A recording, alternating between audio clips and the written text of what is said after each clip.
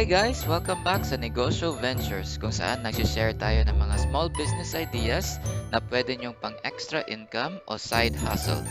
Sa episode 10 na ito ay ang siomai business. Kailangan nyo lang itong steamer at yung mga siomai at sauce niya. Importanteng may maganda kayong supplier ng siomai na hindi madaling masira at consistent yung lasa. Nakilala lang namin yung supplier namin sa Facebook Marketplace at mga 10 years na naming suki. Ang kagandahan sa siomai na ito ay hindi madaling masira, kailangan nyo lang i-freezer at aabot ng mga 1 to 2 months yung shelf life niya. Ang 200 pieces na siomai ay nagkakahalaga ng 1,000 pesos, so per piece ay 5 pesos lang. Binibenta namin ng 7 pesos each at may tubo kami ng 2 pesos per peraso. So sa 1,000 pieces na siomai, may malinis kaming 400 pesos na kita. Madaling maubos yung siomai namin, kaya goods lang yung 7 pesos na price. Pwede nyo gawing 8 pesos, depende na rin sa inyo yon. Dito ay nilalagay lang namin sa steamer para initin, dahil luto na yung siomai pag dinideliver. Mga 5 to 10 minutes lang ay goods na at mainit na yung siomai. Ito naman yung siomai sauce. Yung toyo, may mga plastic din para sa take-out at meron ding mga plastic na plato para sa gustong kumain o mag-dine-in.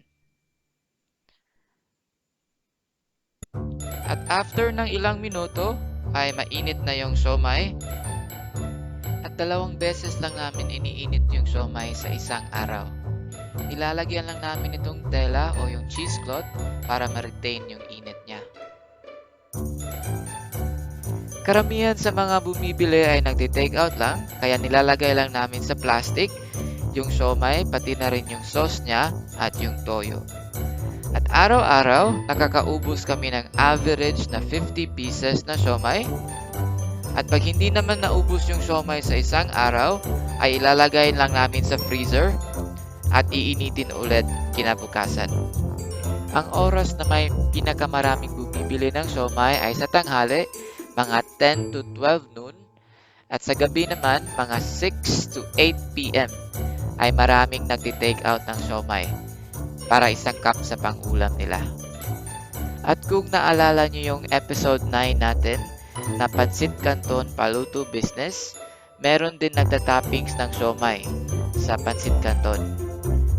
Malakas din tong siomai business pag tag-ulan kasi karamihan tinatamad na magluto o mamalengke, kaya bumibili na lang ng siomai para pang ulam nila.